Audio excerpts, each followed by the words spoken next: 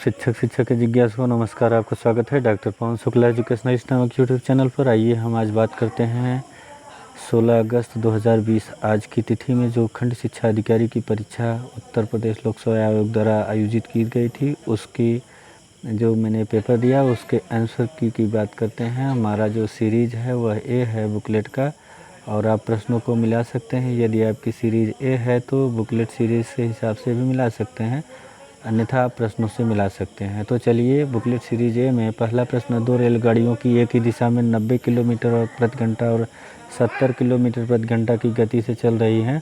तो तेज़ चलने वाली रेलगाड़ी ने धीमे गति रेल वाली जो गाड़ी है उसमें खड़े व्यक्ति को 18 सेकंड पार किया है। तो तेज़ चलने वाली रेलगाड़ी की लंबाई कितनी है, इसको आप सॉल्व करेंगे तो इसमें ए 80 मीटर, बी 100 मीटर, सी 120 मीटर और डी 150 मीटर। तो इसका पहले का ऑप्शन ए सही है, बी सही है, 100 मीटर सही है। इसके बाद जब आप दूसरे प्रश्न पर जाएं, किसी वस्तु को बिक्री मूल्य के 3/4 पर बेचने पर विक्रेता को 10% की हानि हुई है, तो यदि उसे मूल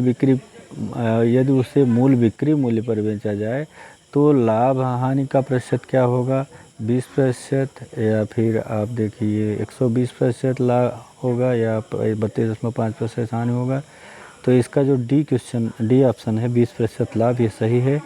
तीसरे प्रश्न पर आप जाएं तो तीसरा प्रश्न है, यदि मूलधन पर 5% प्रति वर्ष की दर पर दूसरे वर्ष में ₹420 ब्याज चक्रवृद्धि ब्याज मिलता है तो मूलधन कितना है। इसको हल करेंगे आप तो इसका उत्तर आपको मिलेगा 8000 का। और उसके बाद चौथा प्रश्न है, वित्त वर्ष 2019-20 के लिए केंद्र सरकार ने राजकोषीय घाटे के कितने प्रतिशत तक सीमित रखने का लक्ष्य रखा है, तो इसका उत्तर है जीडीपी का 3.3%। उसके बाद पाँचवें प्रश्न में आप जाएँ तो निम्नलिखित में से कौन सा राज्य भारत के धारणीय विकास लक्ष्य सूचकांक 2019-20 के शीर्ष 5 राज्यों की सूची में नहीं है, तो ऑप्शन ए गुजरात का सही है। उसके बाद छठवां आप देखें तो जो नीचे दी गई क्रेडिट रेटिंग एजेंसीज पर विचार कीजिए और उनके काल क्रमानुसार व्यवस्थित कीजिए, वो कब आई थी। तो इसमें केयर, ICRA और CRISIL है। तो मेरे हिसाब से 3-2-1 पहले 3-2-1 इस तरह से इनका कालानुक्रम है, आप देखिएगा शायद यही सही है। इसके बाद प्रश्न संख्या 7 की बात करें तो भारत में सार्वजनिक क्षेत्रों के बैंकों का हाल ही में किए गए एकीकरण का अनेक लाभ लक्षित हैं, ऐसा लक्ष्य रखा गया है। तो पैमाने की मितव्ययता, पूंजी तक आसान पहुँच, व्यापक भौगोलिक क्षेत्र विस्तार, विश्वस्तरीय आकार के बैंक। तो इसमें 1 2 4 सही है, यानी ऑप्शन नंबर सी सही है। उसके बाद सत सहस्त्र संहिता उपनाम से आप जानते हैं ये महाभारत को कहा जाता है, डी ऑप्शन सही है। उसके बाद जो कारदमक क्षत्रपों ने इतिहास का प्रश्न है, निम्नलिखित में से किस धातु के अति दुर्लभ सिक्के प्रचलित किए, तो ये चांदी के सिक्के थे, रजत के। 10वें प्रश्न में आप सुमेलित करने के लिए है कि दर्शन में तो न्याय दर्शन, मीमांसा दर्शन, सांख्य दर्शन, वेदांत दर्शन, इसका ऑप्शन बी सही है। यानी न्याय दर्शन में आप तार्किक चिंतन करते हैं और मीमांसा दर्शन में आप जो है वैदिक अनुष्ठान की बात होती है बी में। और उसके बाद सी में एक होता है वास्तविक ज्ञान सांख्य दर्शन में, और डी में जो है 2 आत्मज्ञान की बात होती है, तो इसलिए ऑप्शन नंबर बी सही है।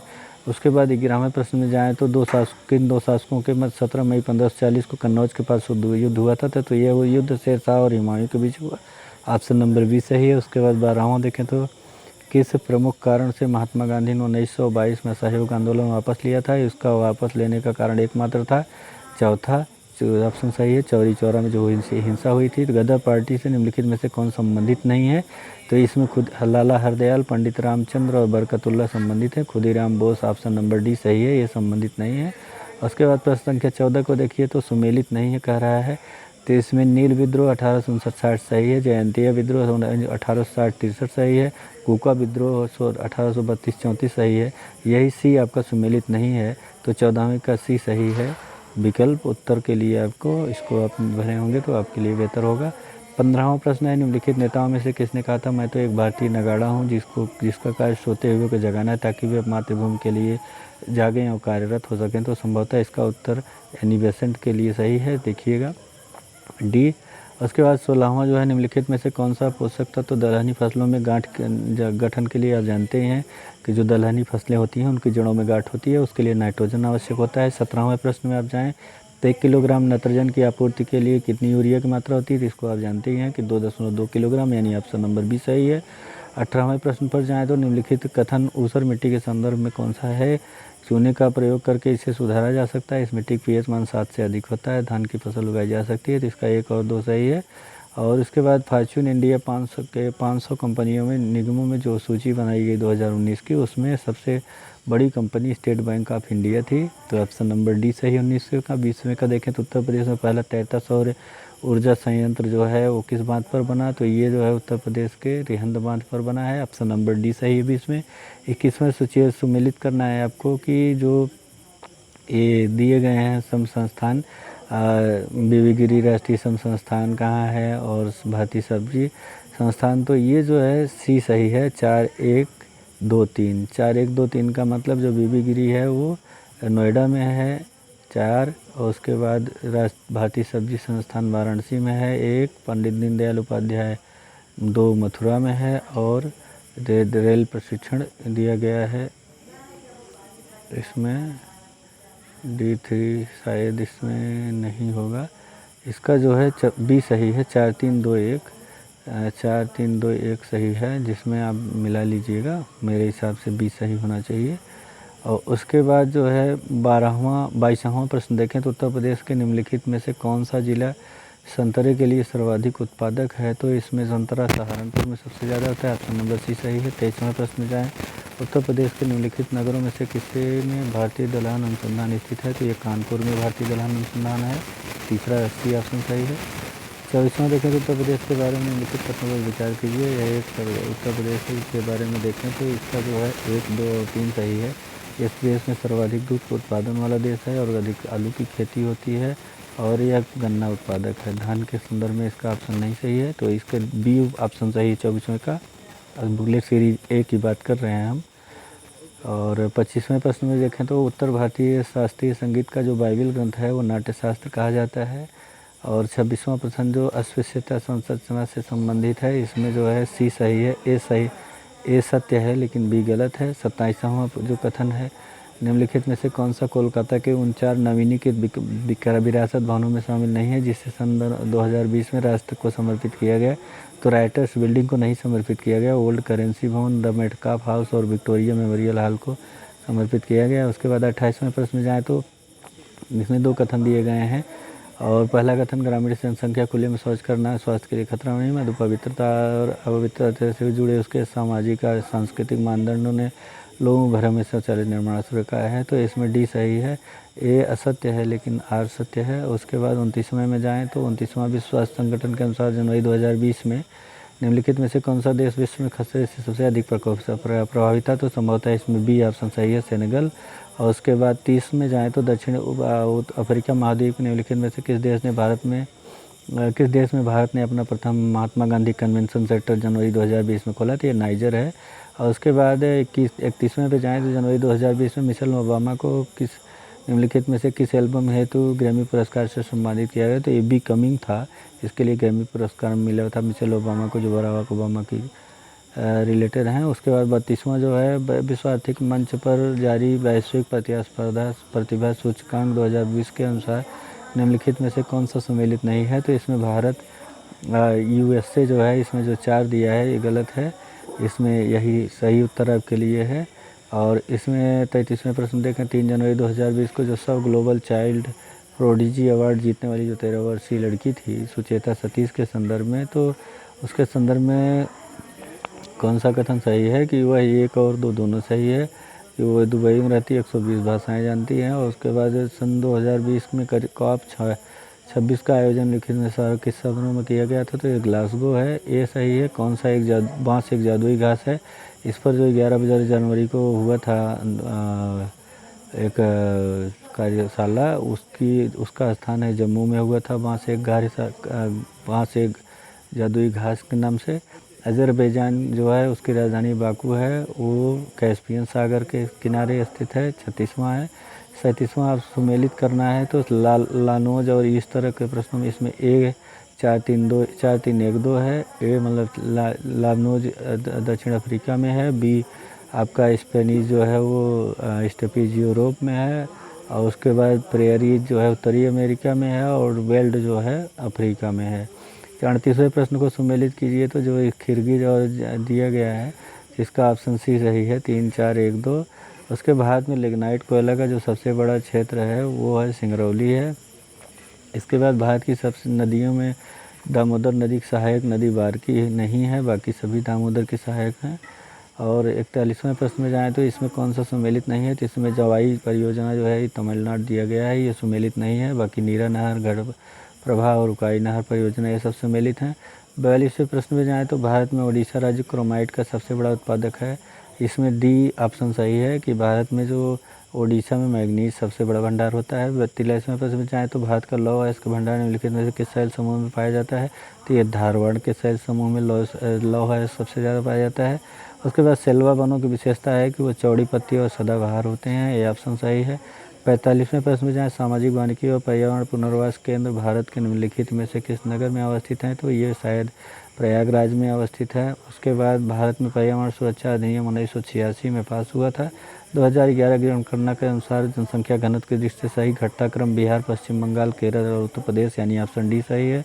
माइकोराइजा जो है एक सहजीवी संबंध है कि एक कवक और पौधों के मध्य होता है, ऑप्शन सी सही है। 49वें प्रश्न में जाए तो विटामिन के बारे में निम्नलिखित में से कौन सा कथन सही नहीं है, तो ये डी है कि विटामिन के जल में घुलनशील है, ये सही है नहीं है, और बाकी सब सही है, ऑप्शन डी सही है। 50वें प्रश्न में जाइए सूची सम्मिलित करनी है कि अम्ल वर्षा और प्रकाश संश्लेषण वाला प्रश्न जो है इसका ऑप्शन सी सही है।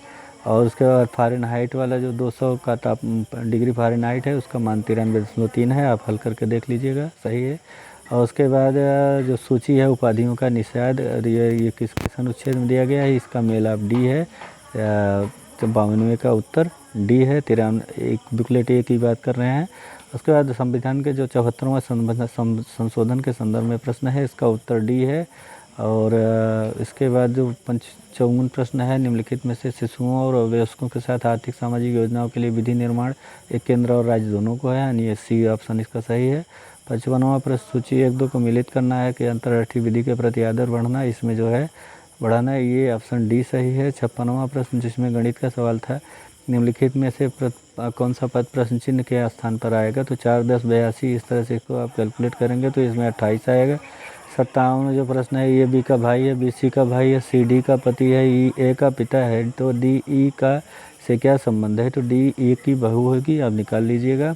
और निश्चित कोड में दिसंबर को इस तरह से लिखा गया है, इसमें देखिए इसमें 2 अक्षर ई आर को पहले, फिर बी एम बी को, फिर सी ई को, फिर डी ई को, इस तरह से जो दिया गया है ई आर एम इसको ले जाएंगे तो नवंबर आएगा, डी सही है। 59वां प्रश्न, ये सभी समाज सुधारक मानवतावादी सत्य हैं, तो इसमें सी ऑप्शन सही है, कुछ मानवतावादी समाज सुधारक हैं। और उसके बाद श्रेणी में कौन सा मान सही है, तो इसका 13 सही है, 1 1 2 2 करके जोड़िएगा तो ये 13 आएगा। और उसमें जो है रायसीना डायलॉग जो 14 से 16 जनवरी को समाप्त हुआ था 20 में, इसमें जो है navigating the selfie alpha century, C option सही है। विश्व रैपिड शतरंज जीतने वाली प्रथम भारतीय महिला कोनेरू हम्पू थी, ए ऑप्शन सही है। 62 में 63वां प्रश्न आपके सामने है कि नीति आयोग द्वारा हाल ही में जारी जो सतत विकास लक्ष्य है SDG का इंडिया में सूचकांक 2019 के अनुसार जो कौन सा राज्य प्रथम स्थान पे है, तो वो स्थान राज्य का केरल का है। उसके बाद 64वां प्रश्न है, निम्नलिखित में से किस देश में जनवरी 2020 में भारतीय सेना ने ऑपरेशन वनीला किया था, तो ऑपरेशन वनीला ये मेडागास्कर में किया था जब वहाँ आपदा आई थी, प्राकृतिक आपदा के लिए।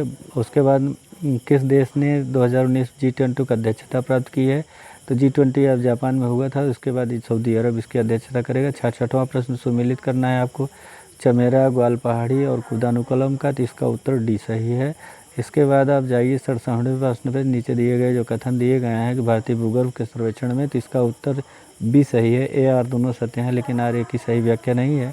68वें प्रश्न पर जाएँ तो जनजातियों के संदर्भ में है, तो इसका ऑप्शन सी बी सही है और 312 का। उसके बाद 69वां नगरीकरण के संदर्भ में जो कथन है कि 2011 के अनुसार जो कुल जनसंख्या 60% से अधिक प्रथम श्रेणी के नगरों में निवास करती थी, इसका केवल 2 सही है। 2011 में 10 लाख से अधिक जनसंख्या वाले 53 नगर संकुल थे। इसके बाद 70वां प्रश्न देखें तो भारत के निम्नलिखित राज्यों में से कौन सी जनसंख्या की दृष्टि से द्वितीय एवं क्षेत्रफल दृष्टि से तृतीय स्थान है, तो ये मध्य प्रदेश है और महाराष्ट्र है। और उसके बाद 71वां प्रश्न आपके सामने है, 2011 की जनगणना के अनुसार भारत के निम्नलिखित राज्यों में से किस के प्रति 100 बालिकाओं में संख्या बालकों की सबसे अधिक थी, तो हरियाणा थी। उसके बाद 72वां जो था प्रश्न सूची मिलानी थी, नौकरे का आरक्षित क्षेत्र किसका है, मानस और संविलियन किसका है, तो इसका सी ऑप्शन सही है। शरीर की सतह से जो पसीना बहता है, तो इसके लिए सी ऑप्शन सही है, ए और बी दोनों। और 74वां इसमें जो है सूक्ष्म पोषक तत्व तो मैग्नीशियम नहीं है, डी सही है। हीमोग्लोबिन के संदर्भ में क्या सही नहीं है कि ये कुछ अम्लीय होता है, ये कथन सही नहीं है, बाकी सब सही है। 76वां प्रश्न है, रक्त में जो ग्लाइकोसिलेटेड हीमोग्लोबिन का मापन किया जाता है मधुमेह के संदर्भ के लिए किया जाता है। और भारतीय संविधान में किस मौलिक अधिकार की रक्षा की बात की जाती है, तो इसका ऑप्शन जो है डी सही है, 1, 3 और 4 की। उसके बाद 78वें प्रश्न पर देखें, दो कथन दिए गए हैं भारत मंत्रिपरिषद के संदर्भ में, ए आर दोनों सही है और ए आर की व्याख्या है, ए ऑप्शन सही है। पंचायती राज व्यवस्था जो गठित है कालानुक्रम के अनुसार देखें तो इसमें 3, 4, 1, 2 है, यानी सबसे पहले बी आर मेहता की समिति गठित हुई थी, उसके बाद अशोक मेहता की समिति गठित हुई थी, उसके बाद राय समिति आई है, उसके बाद एल एम सिंघवी की समिति आई है। फिर 80वें प्रश्न पर जाएँ तो भारतीय संविधान का कौन सा भाग केंद्र और राज्य के मध्य वित्तीय संबंधों को विवरण देता है, तो भाग 11 है। 81वें प्रश्न पर आप जाएँ तो 81वां प्रश्न जो है वह एक बढ़ई 6 घंटे में कुर्सी बनाता है, और बी जो है 7 घंटे में, सी 8 घंटे में, तो इसको आप लगाएंगे तो प्रतिदिन 8 घंटे काम करके वे कुल 73 कुर्सी बनाएंगे, ऑप्शन सी सही है। और 82वें में आप जाएंगे तो एक विकल्प इसमें चुनना है, तो इसमें देखिए हर में बी सी डी के बाद ई गायब है, जी एच आई के बाद जे गायब है, एल एम एन के बाद ओ गायब है, तो यहाँ क्यू आर एस के बाद टी गायब है, तो सी ऑप्शन इसका सही है।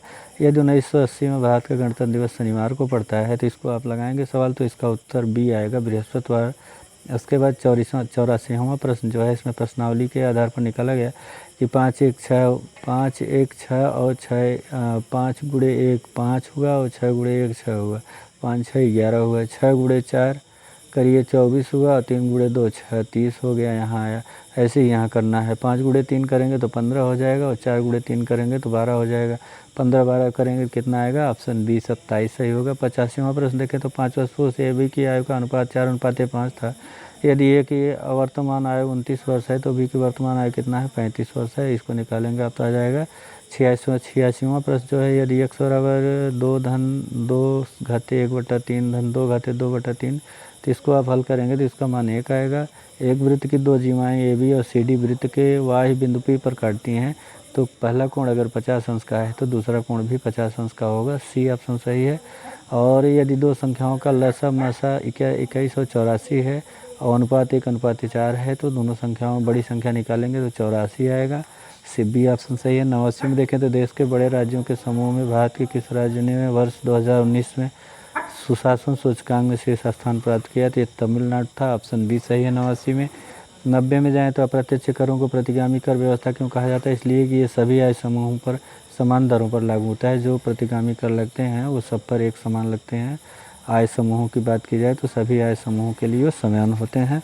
और भारत के संदर्भ में जो 5 मिलियन की बात कर रहा है कि $5 ट्रिलियन की अर्थव्यवस्था कब तक प्राप्त करना चाहता है, तो 2025 तक है, और इसमें कुछ कन्फ्यूजन हो सकता है, आप देख लीजिएगा, लेकिन मैंने 25 माना है।